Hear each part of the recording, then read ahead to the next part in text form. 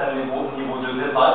On peut par exemple avoir les commandes avec les clients et les articles concernés. Il y a actuellement chargé ces données dans les cubes d'analyse. Pour enfin diffuser ces données, on va pour le requêtage et le reporting pour les utilisateurs finaux. Au sein de la LIDEC, on s'empare des objets PSA parce que jusqu'à maintenant, on fait des analyses autour des données non détaillées. Par exemple, je fais des analyses pour les commandes, pour les clients, pour les fournisseurs, on ne voit pas plus de détails. Donc, on charge les données directement dans des objets ODS.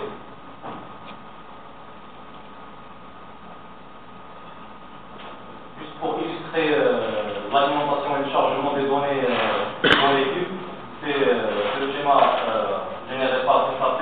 On charge les données depuis la base de production vers un data source, puis on applique les règles de modification, on le charge dans un ODS ou un PSA pour directement appliquer les règles de transformation et le charger dans le cube. Même chose pour le cube d'évaluation de fournisseurs, chargement des données dans un data source qui est structuré sur la base de données de production. Le charger dans un ODS ou un PSA selon la stratégie de la société, les charger dans des cubes.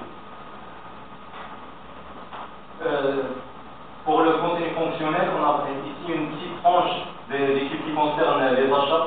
Déjà, ils sont dans le standard de SAP. On veut bien voir des cubes données achats, évaluation de fournisseurs, groupe d'acheteurs qui sont des cubes configurés et activés pour ce projet. Ce qui concerne le stock aussi, on a le stock d'articles et mouvement du stock. Les cubes activés concernant les achats, c'est les données des achats, prestations de services et groupes d'acheteurs. Pour encore mieux comprendre ce que j'ai expliqué dans le flux de chargement des données depuis les bases de données vers l'environnement décisionnel, on a ici le cube, mais avant d'alimenter les cubes, on a 3 ODS. On a chargé les données depuis la base de production dans 3 ODS, les commandes, échéances, commandes d'achat, les postes de commande d'achat, pour après faire la transformation nécessaire et les charger dans le cube. Et même pour visionner les cubes activés dans le système.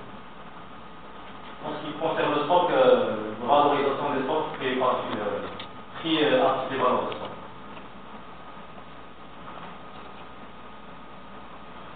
Pour réaliser une requête, on va réaliser une requête autour d'un cube pour exécuter cette requête. On choisit le cube concerné. Et puis, on peut choisir, par exemple, on peut choisir une requête qu'on a déjà créée pour la modifier, comme on peut créer une nouvelle requête. Une fois le cube sélectionné, on a les différents ratios déjà créés dans le cube et les différentes dimensions. Pour les ratios, on peut même créer un nouvel ratio pour l'utiliser dans le volet des VNA, mais il ne sera pas global, il ne sera pas visionné dans le cube, dans le système workbench. On a les caractéristiques libres, c'est des caractéristiques avec lesquels on peut filtrer les données.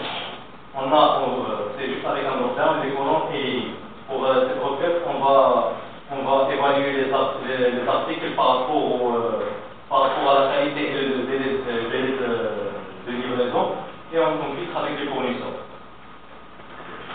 Pour exemple de requête réalisée, concernant les zones d'achat commande sans contrat, fournisseur par article et les quantités de commandes, l'évaluation de fournisseurs pour service fournisseur et la comparaison des fournisseurs par rapport à plusieurs critères, et pour les prestations de services, les quantités de services et valeur de services achetés.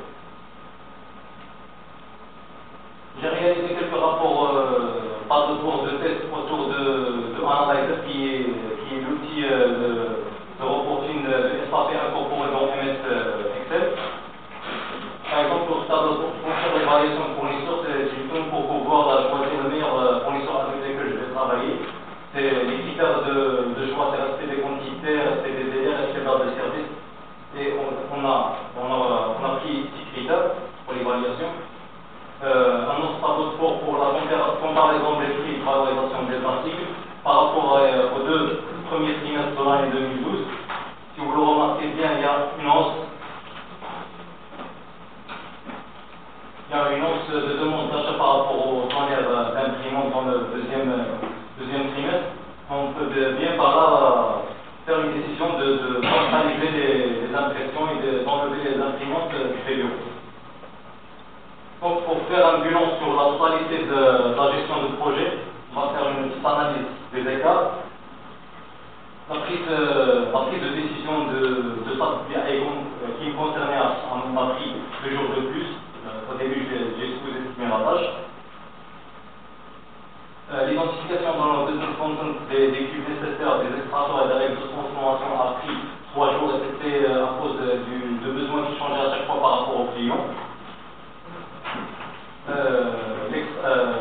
La réalisation des extractions et des règles de transformation par rapport au cube a pris aussi 2 jours de plus. La création des recettes m'a épargné 2 jours avec la maîtrise de l'outil Code Designer de SAP. Aussi pour les tableaux de bord, puisque j'ai réalisé des tableaux de bord de test et la maîtrise bien sûr de l'outil m'a épargné 1 jour de plus. Donc 2 jours de retard